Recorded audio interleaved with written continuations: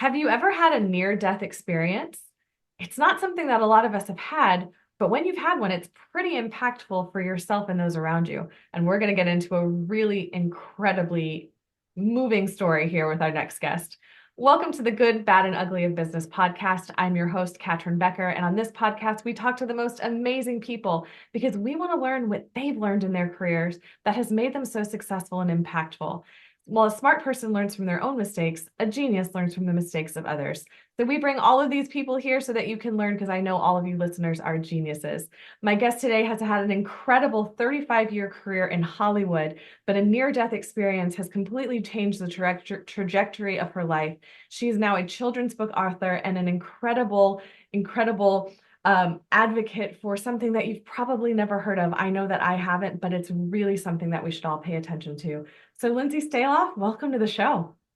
Thank you so much for having me today. I really appreciate your time, and I appreciate everybody's time for listening and understanding the real truth of having the real truth of experience is going through the experience. So the true knowledge is through the experience, and that is something that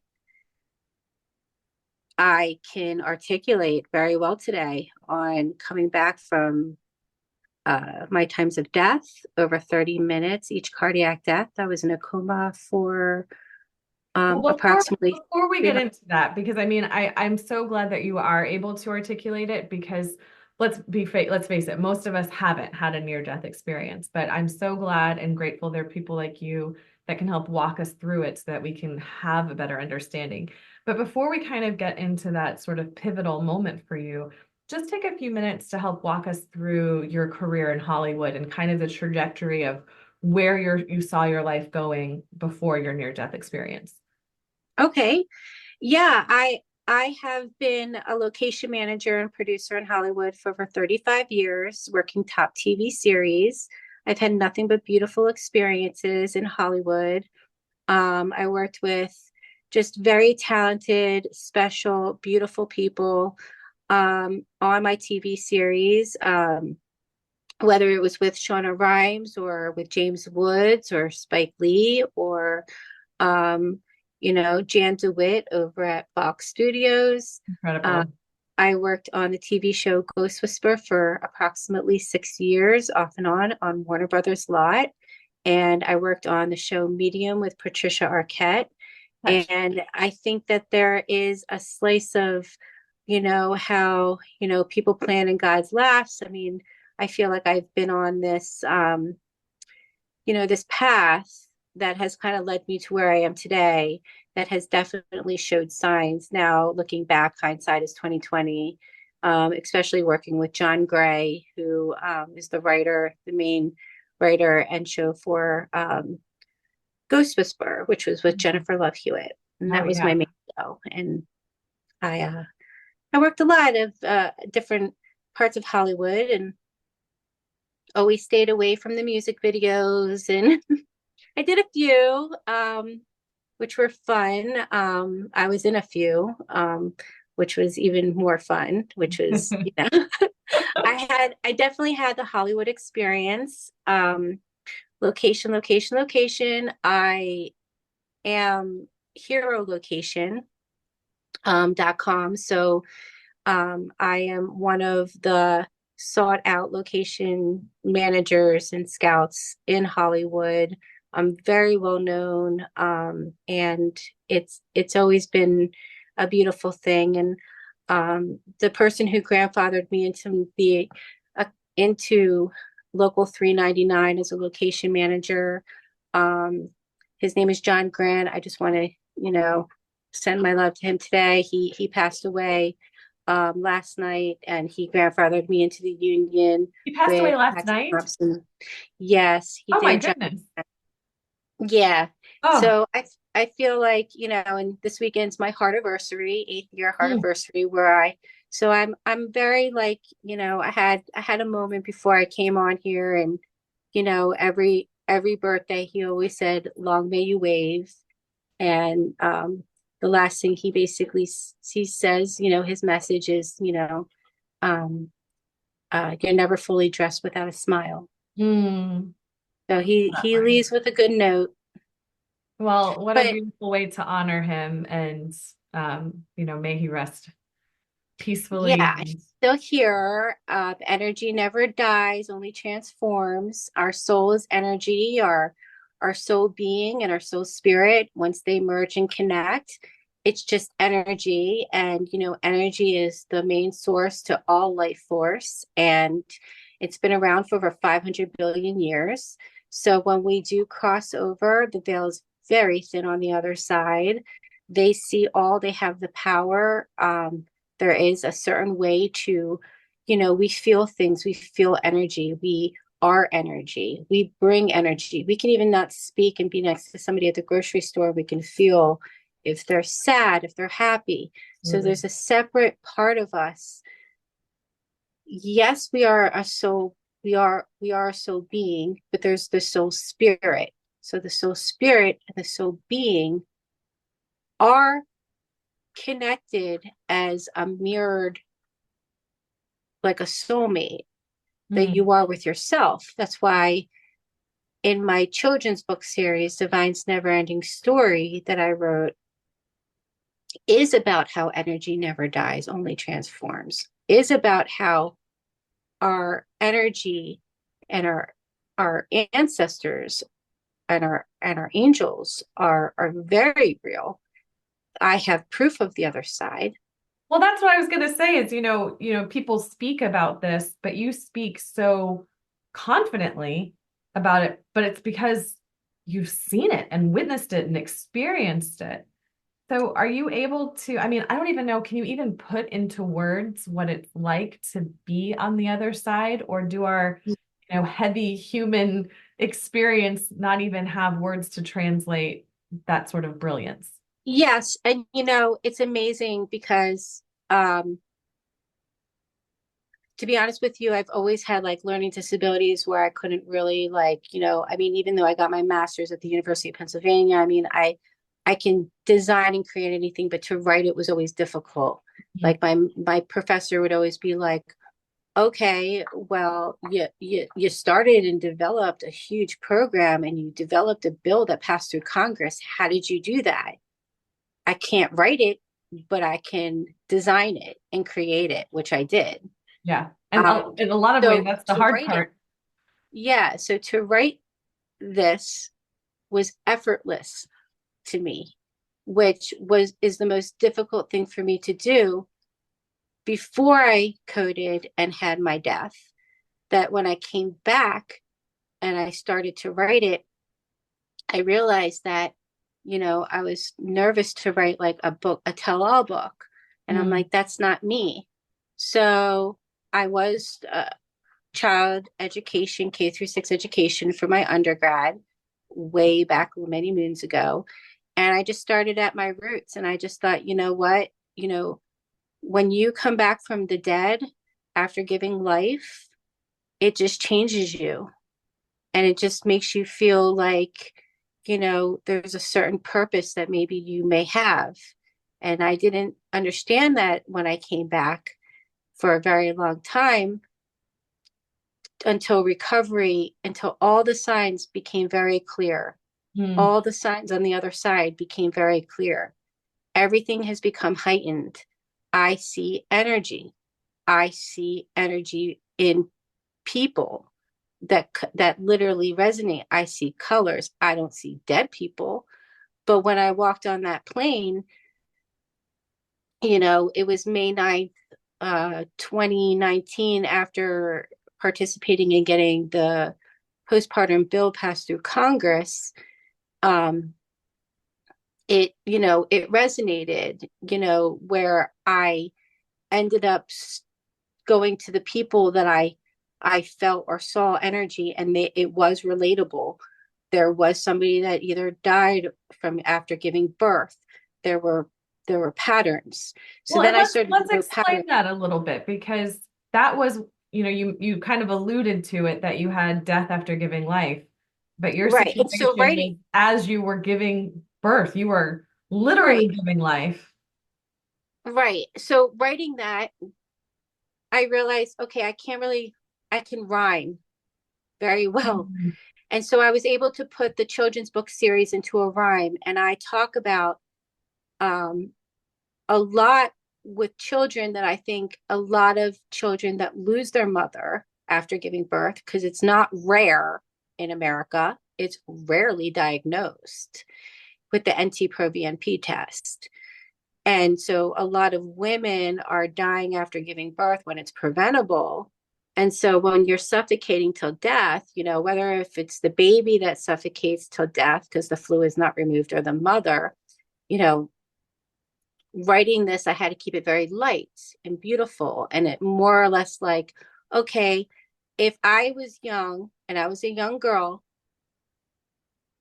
I would like to know coping skills and things that are being kind to myself and patient to myself that I need to read as a young girl. So when I get to be a woman and I have a baby inside of me, if God forbid something happens, I have the coping skills or life skills Yeah. to kind of rise above, because most of PPCM survivors, why I wrote this Divine's Never Ending Journey children's book series about the other side, it was because not only is it, am I proof?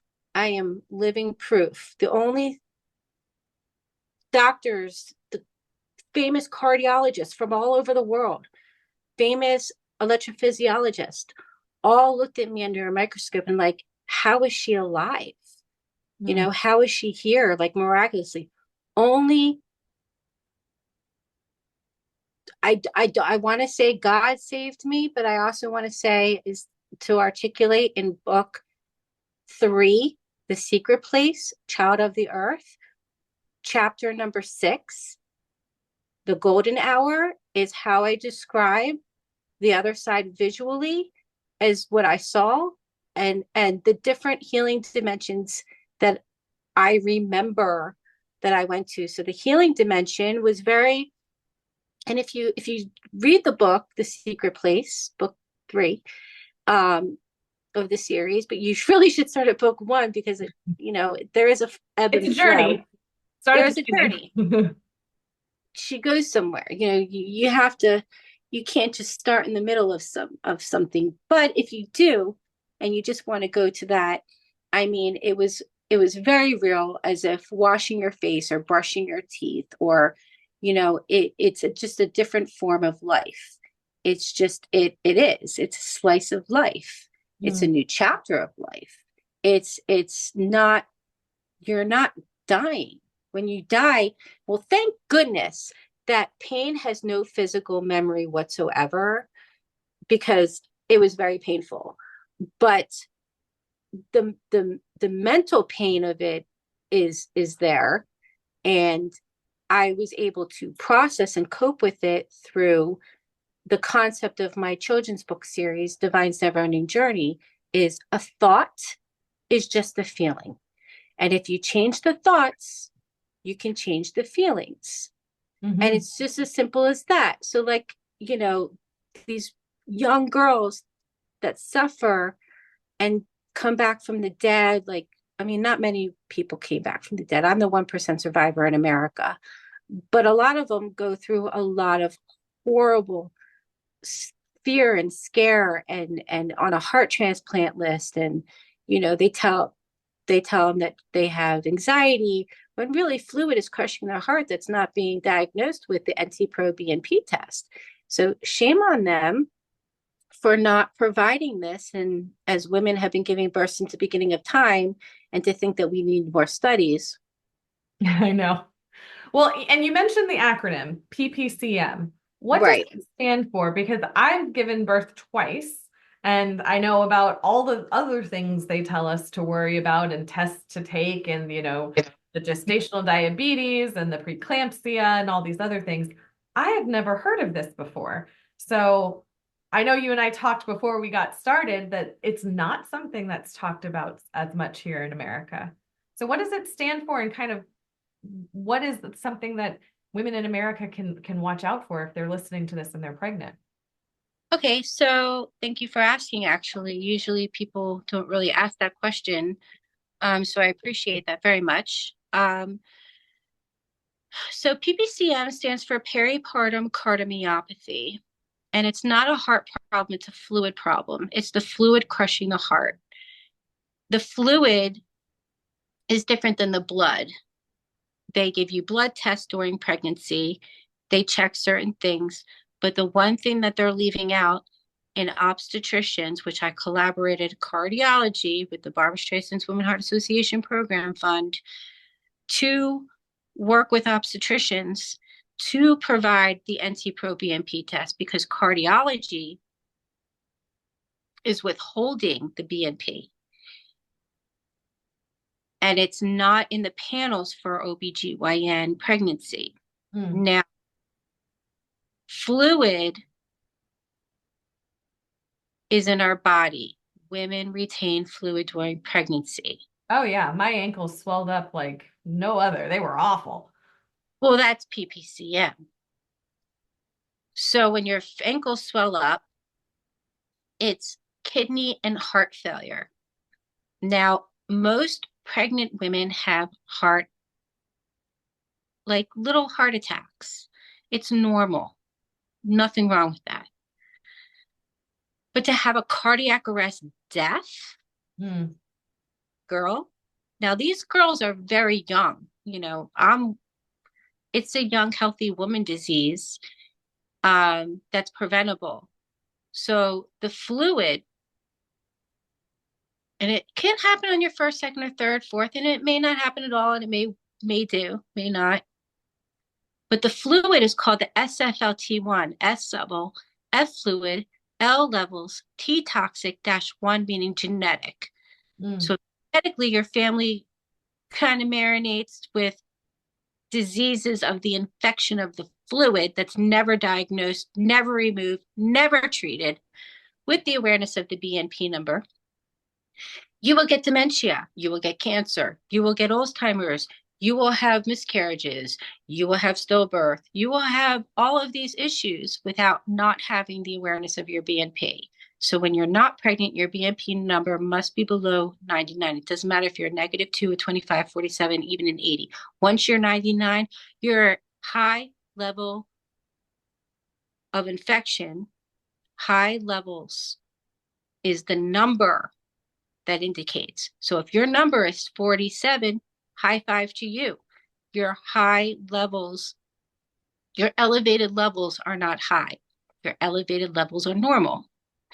If you are 102, your elevated levels are getting too high of an infection, and you need to get a sterilization in your fluid before the disease. Now, cardiology, what they have done is they won't give you the BNP, or for a pregnant woman, an NT-proBNP, which her number must be below 300. When I died, it was over 8,000.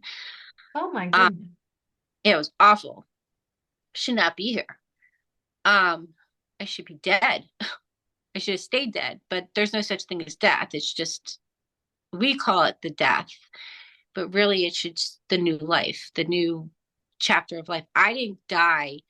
I didn't go there. I went to a healing dimension and I visually saw what I saw, which is the light from the ground, the sky dark, and it was healing me. And, my grandfather was carrying me. I mean, that's a whole other conversation on the other side. But there is prevention with early diagnosis from all diseases. And if there is a stillbirth baby, it's because the baby was crushed until suffocation, like I suffocated until death with the fluid.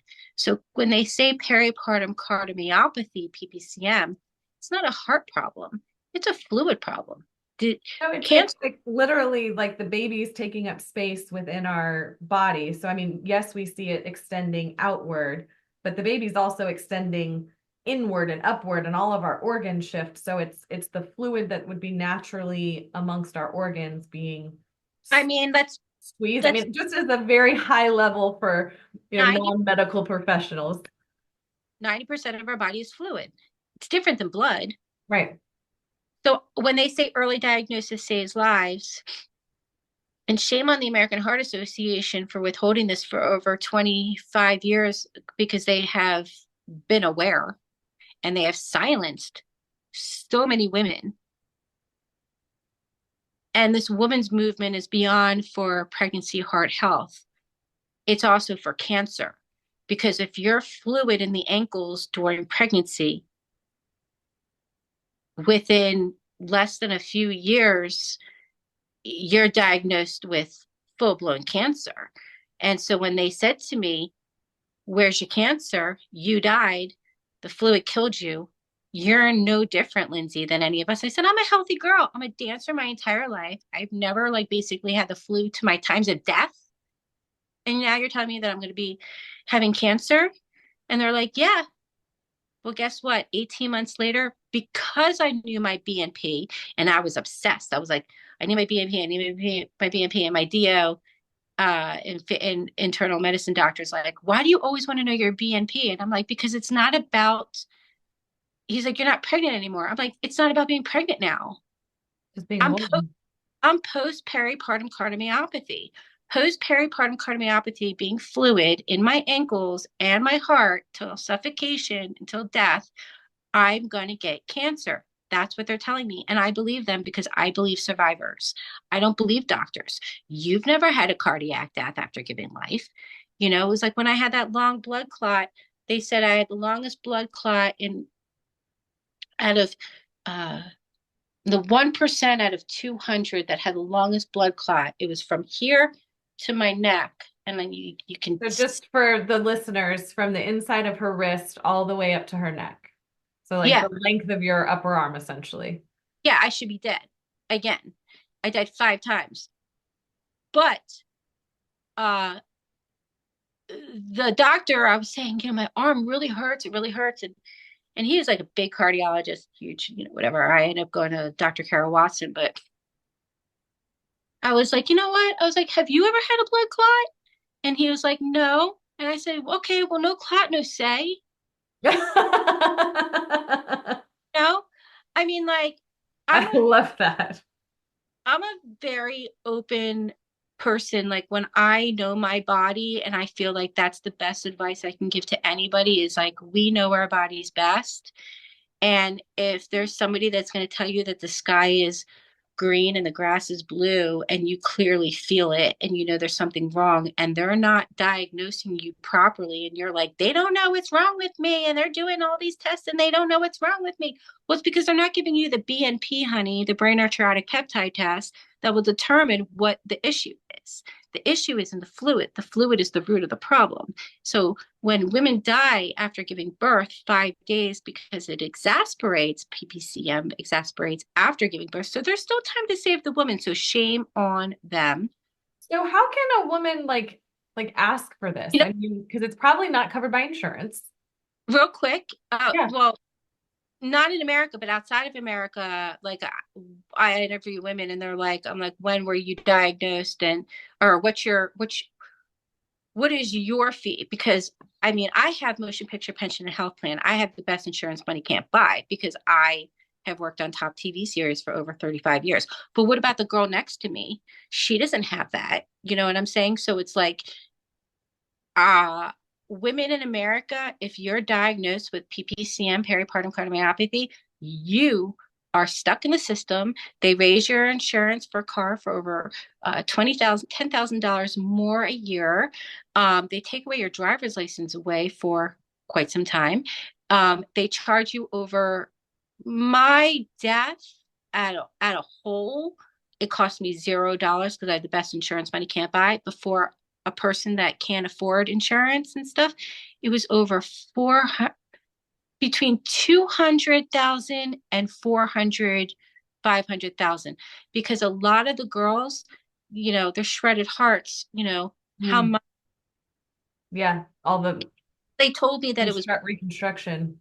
nothing there. Then all of a sudden it just came back like, well, the shredded heart girls, the women that need the young girls, I mean, they're as young as 20 in their 20s, you know, the it's almost as if like this is so unnecessary. This is all preventable with knowing your fluid, high elevated levels of infection. And if you do not remove it, and the cardiologist will not give you your BNP until you show signs of heart failure, your heart is perfect. It's the fluid that's crushing it to enlarge it or weaken. And so they want you to have that before they give the BNP, because the BNP will determine your high elevated levels of it being crushed or suffocated or causing other problems in your body before having the awareness. So they don't want you to have the awareness, and they'll deny you the BNP. But you have to say and work around it and say, I'd really like to know my echocardiogram. I'd really like to know my EF percent, my ejection fraction. We have 100,000 beats a day. How is my ticker doing? Is my heart small? Is my heart big? It's like a car engine, or it's our main organ, our main everything. It's like a car. Once the car engine dies, you're done. It's like our heart. Once the heart stops, you're done. Yeah. So it have dementia and live till you're 90 if you have a good ticker, and honestly, we all have a good heart. It's the fluid that crushes the heart, which is why women have the higher World Heart Awareness Day. Shame on them. They know the preventions. They're not applying it. I went to Congress. They're not going to make it standard and mandatory in America because all women stand behind Go Red. Hmm. And It's there's an interesting thing just to even mentally be thinking of the fluid, because I think it's so easy to think about like the diagram that we've all seen in the doctor's office showing our different organs. Like you almost feel like they're placed there as if it is a car and there's like air around it, but of course there's not. But I don't think we never talk about that. So I'm really like, well, the number one prevention for cardiac arrest during nighttime and strokes is moistening your heart as one big muscle before bed. So they say drink a glass of water before bed and prevent a stroke. Water and heart are very compatible. So it makes sense that the fluid being left brilliantly left out of the medical community. I mean, I had the best insurance. Listen, I was at Cedars-Sinai. I need the beautiful fish. I need the red carpet rolled out for me. Let's just be honest. At the biggest hospital in Los Angeles, I went East and West Tower. My insurance clocked me over 47 times. I kept checking Liam, my son, his brain, his heart, everything. They, when I came back to them from the dead, and I said to them, "You killed me." They closed their computer real fast. They gave me a different medical insurance records. She was going on and on how she went to like the best college. And I said, listen, I went to the University of Pennsylvania. Okay. I don't care what college I went to. I did not have PPCM awareness. Doesn't matter how brilliant I am. If I don't have the awareness, I don't care. This is your industry. You are an OBGYN professional at one of the best hospitals, supposedly, in America, in California, and you don't have PPCM, peripartum cardiomyopathy awareness. And the fact that this happened to me 8 years ago, almost to the day, because November 24th was my death day, was when I died. Finally, it was awful. And then they gave me a shot this big, and they said, "You are not ill," on my discharge papers. "You are not ill." 7 days later, I had a cardiac death. I went to a dinky medical center in Arizona, I still can't say it, a stereo medical center. They saved my life. They didn't have the best fish. They didn't have anything. They were small center. yeah, Nothing yeah. saved me. They froze me like a popsicle. They put me in the coma. I was not, I mean, listen, the fact that I had good insurance was because I was on the life support. I mean, I don't even think that most women don't come back from the dead. The most from this maternal mortality. I feel like me putting into words in a beautiful story, in a rhyme, and providing self love, self resilience, self awareness, self um, truth of that no matter who you're with, no matter, because Divine, she's a beautiful baby little elephant. She's so cute. And Spirit is the ladybug. And really, technically, the elephant is my mom after my fifth death, the defibrillator removal. She's basically by my bedside, my best friend. And she got this whole thing just, walking pneumonia. She got walking pneumonia and died 4 months after I was next to her deathbed. And then I always got the 111 sign. And then 18 months later, my father, he is worldwide business pioneer. He invented the foreign option exchange. He is the grandfather of our economy. His name is Arnold Staloff. He's very successful. He saved our economy in 1987. They awarded him the grandfather of the economy 1987 on the London Bridge, inventor of the foreign option exchange. He's been worldwide business pioneer. He was in love with my mom since he was like a child. And 18 months after my mom died, he died.